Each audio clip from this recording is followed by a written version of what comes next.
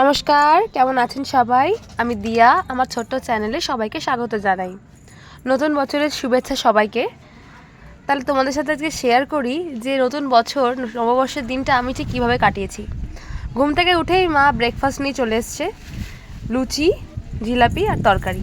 Breakfast করে বেরিয়ে গেছিলাম দিদিভাইয়ের বাড়ির উদ্দেশ্যে, কারণ আমি অনেক দিন পর কলকাতায় এসেছি। সেই জন্য আমার জামাইবাবু আমাকে নিমন্ত্রণ করেছে যে তুমি পয়লা বৈশাখের দিনটা আমার বাড়িতে কাটাবে। যেই বলা সেই কাজ, নিয়ে নিয়েছি অটো। আর এই যে অটোতে উঠে পড়েছি, উঠে পড়ে তো একটা তো ভিডিও করতেই হয়, সেটাই। আর আমার মেয়েকে দেখো, একদম লিটল প্রিন্সেস। নেমে পড়েছি বাগমারি বাজার, অ্যাড্রেসটা ছিল বাগমারি। সেখানে নেমে পড়ে হঠাৎ করে দিদিভাইয়ের ননদের সাথে দেখা। খুব ভালো লাগলো, ওনার সাথে অনেকদিন পর দেখা হলো। দেখা হয়ে গেল রাস্তায়। তারপরে ওখান থেকে বেরিয়ে গেছি দিদিভাইয়ের বাড়ির দিকে। চলে এসেছি দিদিভাইয়ের বাড়ি। দিদিভাইয়ের বাড়িতে এসেই তো দেখতেই পাচ্ছি যে দিদিভাই বাড়িতে নেই। আর আমার বান্টি তো আমাকে দেখে খুবই খুশি। ও যেহেতু বাউলি খেতে খুব ভালোবাসে, তাই ওদের একটা বাউলি নিয়ে এসেছিলাম, ও তো বিশাল খুশি। আর দিদিভাই আসার সঙ্গে সঙ্গেই আমার হাতে ধরিয়ে দিয়েছে মাছ আর মাংস। কারণ অন্যদিন জামাইবাবু মাছ মাংসটা ধুয়ে দেয়, কিন্তু আজকে যেহেতু আমি আছি তাই ভাবলাম যে আমিই ধুয়ে দিই। তাই জন্য দিদিভাইয়ের কাছ থেকে একটা বাটি নিয়ে বসে পড়লাম মাছ আর মাংসটা ধুয়ে দিতে। এরকম আমি আমার জামাইবাবুকে বলে রেখেছিলাম যে আমরা শুধুমাত্র লেগ পিস খাই, মানে সলিডটা আমরা খাই না, আমরা কেউই সলিড খেতে পছন্দ করি না। তাই বাবুদা আমাকে বলছে তোমাদের জন্য স্পেশাল দোকান থেকে মাংস আনা হয়েছে। সত্যিই ভালো ছিল, সলিড খুবই কম ছিল, বেশিটাই হাড়ের মাংসই ছিল। কি দিন পড়লো, নিমন্ত্রণ বাড়িতে খেতে এসে মাংস দিচ্ছি, আর মাংসটা ধোয়াচ্ছে নিনি। আমি ওদিকে মাংস ধুতে ব্যস্ত, আর এদিকে আমার মেয়ে আর পুচকে দুজনে মিলে শুরু করেছে অত্যাচার। কি না, দিদিভাইয়ের ড্রয়িং খাতা ভর্তি করে রং করেছে দুজনে মিলে। তারপরে এদিকে দিদিভাই রান্নাটা সেরে ফেলেছিল, সেরে ফেলার পরে সবাইকে খেতে দিয়ে দিয়েছিল।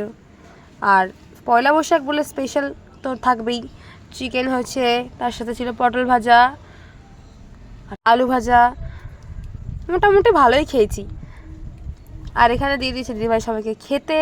বসে পড়েছে রানী, আমার জামাইবাবু আর বান্টি আগে খেয়ে নিয়েছে। যেহেতু আমার মেয়েকে আমি তখন খাওয়াচ্ছিলাম, তাই জন্য বললাম ওদেরকে আগে খেতে দিয়ে দে, তারপর তুই আমি একসাথে খাবো।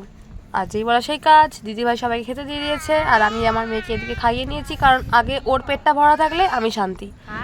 ওর পেট ভরা থাকলে ও অলরেডি খেলতে থাকবে, আর না হলে সারাক্ষণ ভ্যাবা করে কাঁদবে।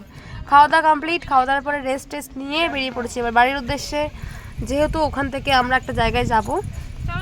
আর ভালো কথা, সব থেকে বড়ো কথা হচ্ছে পয়লা বৈশাখের জন্য একটা গিফটও পেয়েছি। সেটা দিদিভাই শ্বশুর আমাদেরকে 150 টাকা দিয়েছিল, কারণ বিরিয়ানি খাওয়ার জন্যে। দিনের শেষটা বিরিয়ানি দিয়েই হয়েছিল, সেটাও দেখতে পাবে। চলে এসেছি গাড়িতে করে। আর বাড়িতে এসেই দেখছি বাবা এক গাদা মিষ্টি নিয়ে এসছে পয়লা বৈশাখের জন্য। যেহেতু 2 নাতনি আছে, 2 মেয়ে আছে, জামাই আছে, তাই জন্য বাবা এক গাদা মিষ্টি নিয়ে এসছে। কত মিষ্টি খাওয়া যায়, 2 প্যাকেট ভর্তি মিষ্টি। আর আমার মা কি করেছে, আমাকে আবার একটা গিফট দিয়েছে। আমি যেহেতু নাকছাবি আনতে ভুলে গেছিলাম, তাই মা বললো যে একটা সোনার দোকান থেকে নাকছাবি কিনে দিলাম। আর এই নাকছাবিটা পছন্দ হয়েছে। নাকছাবি পড়তে গিয়ে আমার তো খুবই কষ্ট হয়েছে, যেহেতু অনেকদিন নাকছাবি পড়িনি, তাই জন্য নতুন নাকছাবি পড়তে গিয়ে আমার চোখ দিয়ে পুরো জল বেরিয়ে গেছিলো। এখানে এসেও গিফট পেয়ে গেছি পয়লা বৈশাখের জন্যে, এখানেও মিষ্টির প্যাকেট দিয়ে গয়নার দোকান থেকে বেরিয়ে চলে গেছি ফুচকা খেতে। রাস্তায় বেরোবো আর ফুচকা না খেলে হয়? ফুচকা তো খেতেই হবে। যাই হোক, ফুচকা খেয়ে বাড়ি চলে এসেছিলাম। এসে ভাবলাম ঘরে থেকে কোনো লাভ নেই, যেহেতু মন্দিরে প্যান্ডেল করা আছে, তাই প্যান্ডেলে গিয়ে একটু বাচ্চাগুলোকে নিয়ে খেলি। চলে গেলাম প্যান্ডেলে গিয়ে একটু কানামাছি খেললাম। কানামাছি খেলার পরে তারপরে গেলাম বিরিয়ানি আনতে, কারণ দিদিভাইরা যেহেতু বাড়ি চলে যাবে, অনেক রাত হয়ে যাচ্ছিল, তাই জন্য ওদেরকে নিয়ে বেরিয়ে পড়েছিলাম বিরিয়ানি কিনতে।